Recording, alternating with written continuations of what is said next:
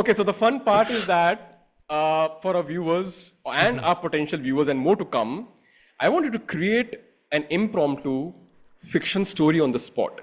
5 minutes, 7 minutes, whatever you want to do it. Any character, anything. It could be any goddamn thing. It could be anything. It could be on planet Mars or Jupiter. I don't care. Okay.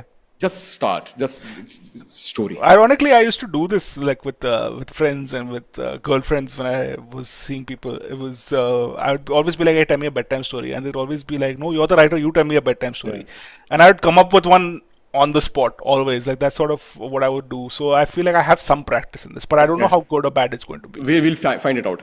Okay, cool. Let's So start. okay.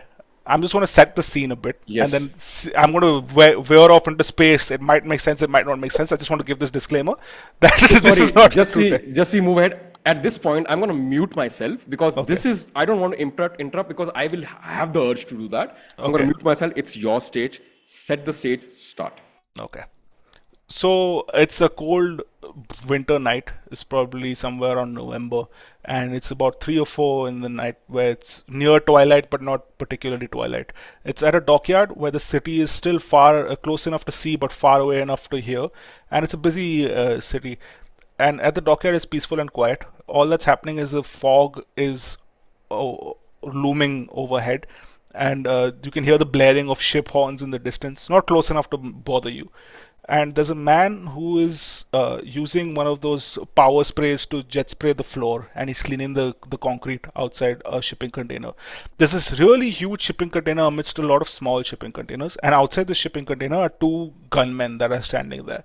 So let's just name the main character Raghav. Raghav walks towards these guards. He passes by the cleaning guy.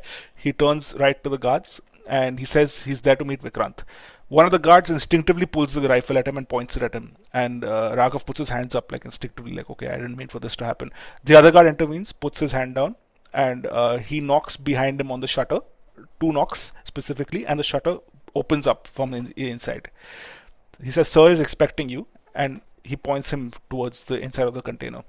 Now, once he gets into this container, Raghav sees that it's not what it looks like on the outside. On the outside, it's just a big blue metal shipping container, but on the inside, there's carpets, there's paintings all over the place. It's not really like curated paintings. It's just different pieces of art. One there's a flower, one is a baby, but it's some semblance of decorated.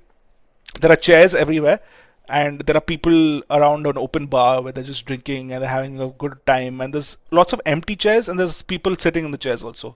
In the middle of this room is a poker table, and there are two people sitting at the poker table. One is a slightly younger gentleman, possibly in his mid 30s.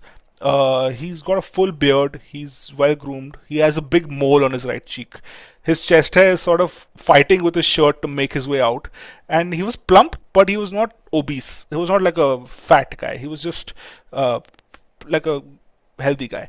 He had full cheeks and a head full of hair, except for one bald spot which he combed over with the rest of his hair. Across this man, diagonally across him, was an older gentleman. He had fair skin, he had a thick grey mustache, he had curly salt and pepper hair with more salt than pepper, and he had bushy grey eyebrows. He's wearing a 3 piece grey suit. He's got a grey blazer on, grey trousers, he's got a grey waistcoat, and a black tie with a white shirt. And he's also wearing a grey fedora. So, this is the description to the T of the man named Vikrant. So Vikrant was flanked on either side by two men. One was his bodyguard, who they named Genda because he was a big unit of a man, and he wore all black, like a black t-shirt, black jeans, black shoes, black belt, and he was a dark man himself with like thick black mustache, wavy hair, and all the black was broken only by the gold necklace that he was wearing, his gold bracelet, his gold rings, and his gold watch. But he didn't have like beach body muscles. He had like strength muscles that can only come from like lifting dead bodies and from lifting big bags of cash. Like he had the body of someone that was super fit but not athletic. He was just like a bouncer. He was built like a truck basically. On the other side was a man named Chotu. Chotu when you picture a man named Chotu, you're thinking of a small, little, demure fellow. But Chotu was a tall, lanky man, and he had a thin mustache which looked like he was growing it for 4 years but never really grew out fully. He had a huge gap in his teeth, and he was wearing a white shirt which at some point was white, but now from years of wear and disregard has become sort of brown and muddied up. It's not dirty, but it's just not a crisp white shirt anymore. He's wearing hand-me-down blue jeans that were obviously 2 sizes too big for him, and he's wearing those Spartan slippers, those sandals with those straps on them. And in one hand he has a salver, and on this salver is an ashtray, a cigar cutter, and a lighter, and one glass of scotch. And in the other hand is a metal briefcase. He's standing behind Vikrant with his stuff, like just like that. Now Vikrant sees Raghav from the corner of his eye, and he snaps his finger at Chotu, like to instruct him to have a seat on one of the empty chairs while they're playing cards. So Raghav just goes and he sits down. So Vikrant turns his attention to the cigar. He snaps his fingers again. Chotu comes and he lights it, and then Vikrant takes a big puff at it, and he looks at the dealer and nods, as to say, start dealing the cards. So the dealer deals one card to the man across from Vikrant, then one card to Vikrant, then another card to the man across from Vikrant, and then another card to Vikrant. So Vikrant looks at his cards, and he is still puffing his cigar while he peers up and looks at his opponent, who's also very like he's studying the cards more than looking at them, and he can see a bead of sweat dripping down the opponent's face, and Vikrant smiles because he sees this as a moment of weakness. So Vikrant takes about a third of his chips and he throws it into the pot. The opponent takes a few seconds, he takes another look at his cards, and he also calls. Then the dealer opens a fourth card on the table. So Vikrant double taps on the table, so as to say basically he wants to check, and his opponent also does the same thing. He double taps on the table, and the dealer opens the last card from the table. Now Vikrant, before the last card is finished being dealt, he pushes all his chips into the middle of the pot, and his opponent takes a second or two, and he calls him.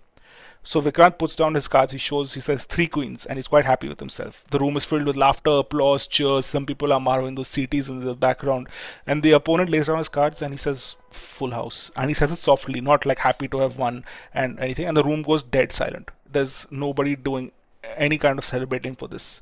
So the dealer starts stacking up the chips, like he's collecting all the chips and putting it into a pile, and the man is scared, like he's stressed, so he says, Vikrant, please.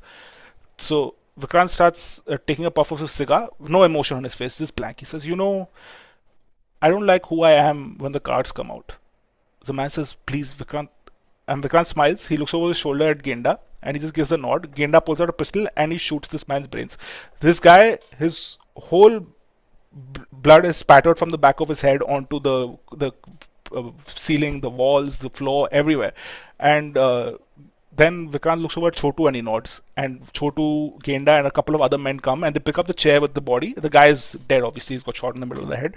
They take the body and they go outside. And while they're going outside, there's a trail of blood leaving the scene. And the guy who's standing outside with the jet spray just shrugs and he starts cleaning that blood also off the concrete. And they take this chair and they toss it into the ocean with this guy's body on it as well. So Chotu and Genda come back inside. While they're walking back inside, the room is being cleaned up as if nothing ever happened. Someone's borrowing a mop, someone's taking a cloth and cleaning it up, and then they put a fresh new chair in front of that. So Raghav, Vikrant says, he lights his cigar and takes another puff. Raghav gets up and comes and sits in front of Vikrant. He says, did you do as I asked? And Raghav says, yes, I handled him. So then Vikrant says, what about the money? So Raghav says, cash, just like you said. So Vikrant says, good, I don't want my daughter to find out about all this. So he says, don't worry, I took care of it. Oh, and I got the photographer as well. So there's a brief pause and Vikrant takes another drag of his cigar. So Vikrant says, cards? So Raghav nods. Then Chotu pulls out the metal briefcase and puts it on the table and he opens it up. And in this briefcase is a very ornate and very lavish wedding card. It reads, Raghav, son of Hema and Atul, weds Priya, daughter of Vikrant and Seema. So Vikrant says, my daughter will kill me if she finds out I'm paying for the wedding. So he continues with, she keeps saying she doesn't want my money and she wants to do it herself, but I only have one daughter, so why would I not give her the dream wedding that she deserves? So Raghav then says, I can also pay for all this, right? So Vikrant says, please, with your deputy commissioner of police salary, what kind of wedding is that for my daughter? So everyone in the room laughs, and then Vikrant says, I have other ways of getting money. I could just beat you at poker. And the whole room just starts bursting into laughter, and that's the end of this scene. So basically, it is again the ending. I mean, he's the deputy commissioner of police and he's a mobster, and it's an alliance which is happening. Pretty much, yeah. कि हाँ मेरी बेटी. It's like, is this mobster Daud is Daud the prime? It's not based on anyone. Any connections are purely coincidental. But it's amazing ना. It reminded me of again वो दाऊद की cricketer के बेटी से शादी हुई थी ना, उसकी दाऊद की बेटी और वो some Pakistani cricketer son they got hitched and everything. It was very lavish affair because a gangster's daughter getting hitched with a politician or a cricketer's. Amazing, man. I mean, see, amazing. This is something again which could have happened, which शायद होता भी होता होगा ऐसा. I don't know. I mean, I just thought. Amazing, man. Brilliant. Thank you for this brilliant impromptu story. And if there's any holes or anything, it's all impromptu. I don't know what it's impromptu, and it was again the way you described it. मेरे को क्या मैं थोड़ा हंसते अजीब लगता तो I was trying to control because मुझे इतना अच्छा लग रहा था. एक तो protagonist, kind of a protagonist मैं हूँ. I thought what name to give him, just give him Raghav because it'll make you attached to the story. That was brilliant. Amazing, man. I mean, again, this is so for the viewers, what you have listened or what you've heard is exactly how Shrey writes his books. All Is Lost and Road to Ruin are two amazing books. Please do check them out. The way he describes each and every scenes and scenarios is absolutely brilliant and something to marvel at and something to appreciate.